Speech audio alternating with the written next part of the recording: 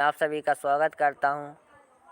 दोस्तों, जो मेरे द्वारा 3 मार्कर सीरीज़ चलाई जा रही थी उसका मैं आज आपको थर्ड क्लास लेकर आया हूं। दोस्तों, जो संविधान की मेरे द्वारा 3 मार्कर सीरीज़ चल रही थी उसका मैंने पिछली 2 क्लास में मैंने आपको 35 प्रश्न करा दिए थे। अब उसी सीरीज को आगे बढ़ाते हुए आज मैं आपको थर्ड क्लास लेकर आया हूँ। दोस्तों, पिछले 2 दिन से आपकी क्लास नहीं हो पाई थी।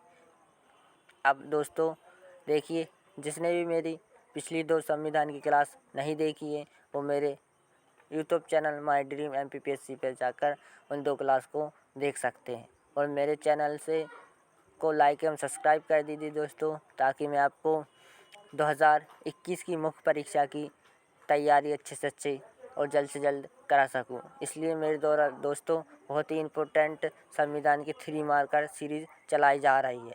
दोस्तों चलिए अब प्रश्नों की ओर चलते हैं। अब देखिए दोस्तों, आज का जो प्रथम प्रश्न है कि संविधान संप्रभुता या संप्रभु राज्य से क्या आशय है। यदि दोस्तों इस तरीके से आपसे 3 मार्कर में पूछता है तो इसका जो आंसर है लिखना है आपको कि ऐसा राज्य जो अपने निर्णय स्वयं ले, ऐसे राज्य पर बाह्य दबाव ना हो, भारत संप्रभु राज्य है। यदि आपसे इस तरीके से प्रश्न पूछता है तो आपको इसका आंसर इस तरीके से 3 और कम से कम शब्दों में इसमें देना है। 3 फैक्ट आपको मैंने बता दिए। दोस्तों अगला प्रश्न है 8वीं अनुसूची। तो 8वीं अनुसूची आपको 3 मार्कर में पूछता है तो इसमें क्या हुआ था कि 22 भाषाओं को उल्लेख मिलता है, प्रमुख में हिंदी, तमिल, तेलुगु आदि, और इसमें 4 बार अभी तक संशोधन हो चुका है। आप सभी को पता होना चाहिए कि 8वीं अनुसूची में अभी तक कितनी बार संशोधन हुआ है। ये आपसे प्री में भी इस तरीके से क्वेश्चन बन सकता है, तो आपको याद रखना है इसमें 4 बार अभी तक संशोधन हो चुका है। फर्स्ट संशोधन जो 1967 में हुआ था, फिर 1971 में, 1992 में, फिर 2011 में 4 संशोधन आपके हुए थे। अब अगला प्रश्न है कि संविधान सभा का संसद के रूप में कार्य लिखिए। तो देखिए 24 जनवरी 1950 को राष्ट्रपति राष्ट्रगान अपनाया। 1949 में राष्ट्रमंडल की अध्यक्षता। 14 सितंबर 1949 को हिंदी को राज्यभाषा। तो आपको संविधान सभा में का संसद के रूप में अधिकार पूछता है तो आपको ये 3 पॉइंट आपको इसमें लिखना है।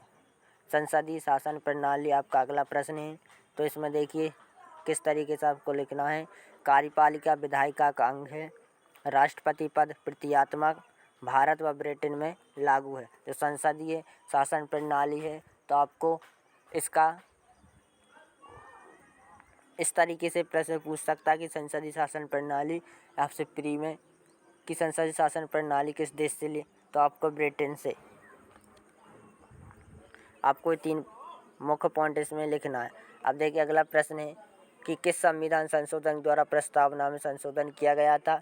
ये प्रश्न आपको मुख्य परीक्षा में पूछा जा चुका है। तो दोस्तों 42वां संविधान संशोधन 1976 द्वारा 3 नए शब्द जोड़े गए थे, अखंडता, समाजवादी व पंथ निरपेक्ष प्रस्तावना में जोड़े गए थे। तो आपको इसका आंसर इस तरीके से इसका देना है।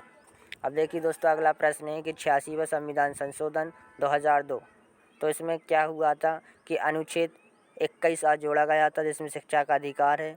अनुच्छेद 45 में इसमें फिर परिवर्तन किया गया है, फिर 11 मूल कर्तव्य इसमें जोड़े गए थे। तो यदि आपसे 86वां संविधान संशोधन पूछता है तो आपको ये 3 मुख्य बिंदु इसमें लिखना है। अब दोस्तों अगला प्रश्न है कि भारतीय संविधान का 92वां संविधान संशोधन 2003। ये प्रश्न आपको मुख्य परीक्षा में पूछा जा चुका है। तो देखिए इसमें क्या हुआ था कि 8वीं अनुसूची में 4 भाषाएं जोड़ी गई थी, जिसमें मैथिली, संस्थली, बोडो, डोगरी।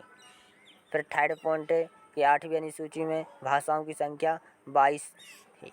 तो यदि आपको 92वां संविधान संशोधन पूछता है तो आपको 3 मुख्य बिंदु इसमें लिखना है। अब देखिए अगला प्रश्न है कि 73वां संविधान संशोधन 1993। तो आप सभी को पता है कि 73वें संविधान संशोधन में क्या क्या हुआ था कि पंचायती राज्य में को संवैधानिक दर्जा प्राप्त हुआ था। भाग 9 जोड़ा गया था जिसमें अनुच्छेद 343 से 343 ओ तक 11वीं अनुसूची जोड़ी गई थी, जिसमें आपको 29 विषय लिए गए थे। यदि आपसे 73वें संविधान संशोधन पूछता है तो आपको ये 3 मुख्य बिंदु इसमें लिखना है। अब दोस्तों अगला प्रश्न है कि 103वां संविधान संशोधन। तो आपको पता है कि 103वां जो संविधान संशोधन कब हुआ था, तो ये 2019 में पारित हुआ था। अनुच्छेद 15(6) व 16(6) को जोड़ा गया था। इसमें धार्मिक रूप से पिछड़े वर्गों के लिए आरक्षण की व्यवस्था की गई है। दोस्तों अभी आपको पता ही है कि ओबीसी आरक्षण पर हाईकोर्ट में मामला पेंडिंग डरा है, जिससे कि सभी विद्यार्थियों को काफ़ी नुकसान का सामना करना पड़ रहा है। तो दोस्तों इससे ही एमपीपीएससी का रिजल्ट रुका है 2019 का आरक्षण के कारण। इसलिए दोस्तों आपको यदि 103वां संविधान संशोधन पूछता है तो आपको ये इसमें 3 मुख्य बिंदु लिखना है। अब देखिए दोस्तों अगला प्रश्न है कि प्रस्तावना में निहित 3 मूलभूत मान्यताएं लिखी। ये आपसे 2017 में पूछा गया था प्रश्न। तो दोस्तों राज्य स्वरूप, संप्रभु, समाजवादी व पंथनिरपेक्ष शासन, लक्ष्य में न्याय, स्वतंत्रता तथा बंधुता, संविधान का अधिनियम 26 नवंबर 1949। तो यदि प्रस्तावना में निहित 3 मूल मान्यताएं पूछता है तो आपको 3 मान्यताएं इसमें लिखना है। अब अगला प्रश्न है कि बंधुता से क्या तात्पर्य है। ये प्रश्न आपको मुख्य परीक्षा में पूछा जा चुका है। तो देश में सभी नागरिकों में समान भ्रातृत्व की भावना व सामाजिक समरसता जो राष्ट्र की एकता व अखंडता बनाए रखे। अब दोस्तों अगला प्रश्न है कि प्रस्तावना में कितने प्रकार के न्याय की व्यवस्था है।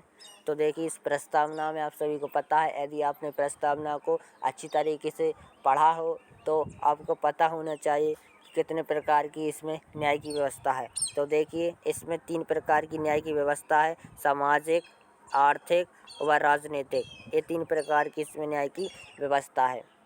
तो दोस्तों अब अगला प्रश्न है कि पंथ निरपेक्ष। यदि पंथ निरपेक्ष की बात करें तो प्रस्तावना में उल्लेखित शब्द का तात्पर्य राज्य का कोई धर्म नहीं होगा तथा वह सभी धर्मों का समान संरक्षण करेगा। भारत एक पंथ निरपेक्ष राज्य है। तो यदि आपसे पंथ निरपेक्ष पूछता है तो इसमें एक पॉइंट आप ये भी लिख सकते हो कि 42वें संविधान संशोधन द्वारा इसे जोड़ा गया। तो आपको पंथ निरपेक्ष पूछता है तो आपको इसमें इस तरीके से आंसर देना है। अब देखिए मौलिक अधिकार। यदि आपको मौलिक अधिकार की बात करें तो मौलिक अधिकारों की संख्या कितनी है। आप सभी को पता है कि मौलिक अधिकार की संख्या 6 है। पहले 7 थी तो संपत्ति के अधिकार को हटा दिया गया, तो अब कितनी है वर्तमान में 6। अनुच्छेद 14 से 32 में इसमें उल्लेख है। वर्तमान में 6 प्रकार की मौलिक अधिकार हैं। समानता का अधिकार, स्वतंत्रता का अधिकार, शोषण के विरुद्ध, चौथा धार्मिक स्वतंत्रता, संस्कृति व शिक्षा, संवैधानिक उपचारों का। तो दोस्तों आपके पास कुल 6 मौलिक अधिकार हैं। पहले 7 थे जिससे आपको संपत्ति का अधिकार को हटा दिया गया, तो अब कुल 6 मौलिक अधिकार हैं।